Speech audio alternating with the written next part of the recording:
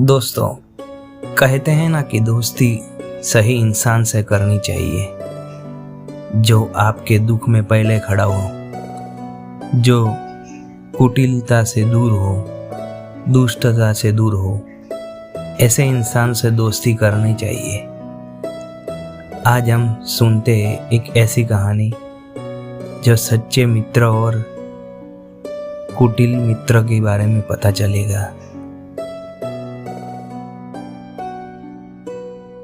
आज हम सुनते हैं हंस, कौवा और एक यात्री की कहानी। इस कहानी से हमें बहुत कुछ सीखने को मिलेगा। ये बहुत समय के पहले की बात है। एक पाकोड़ के पेड़ पर एक हंस और एक कौवा रहते थे। दोनों में गहरी मित्रता थी। कौवा बहुत ही जलनशील स्वभाव का था, जबकि हंस दयालु स्वभाव का था। गर्मी के मौसम में एक थका हारा यात्री वृक्ष के नीचे आकर बैठ गया। थोड़ी देर में उसे नींद आने लगी। उसने अपना धनुष बाण बगल से निकाल कर रखकर सो गया। वृक्ष की छाया थोड़ी देर में उसके मुख से ढल गई। सूर्य की तेज किरणें उसके मुख पर पड़ने लगी। तब देखता है दयालु हंस, और हंस सोचता है इस यात्री को मैं कैसे सहायता करूं। दयालु हंस विचलित देखकर हंस दयाहीन हो गया। वृक्ष पर बैठे हुए हंस ने विचार कर अपने पंखों को पसार फिर उसके मुख पर छाया कर दी। गहरी नींद के कारण उसने अपना मुख खोल दिया। कौवा को यात्री का सुख सहन नहीं हो रहा था। कौवा उसके मुंह में बिट कर कर उड़ गया। इससे पहले कि हंस कुछ समझ पाता, कौवा वहां से निकल गया था।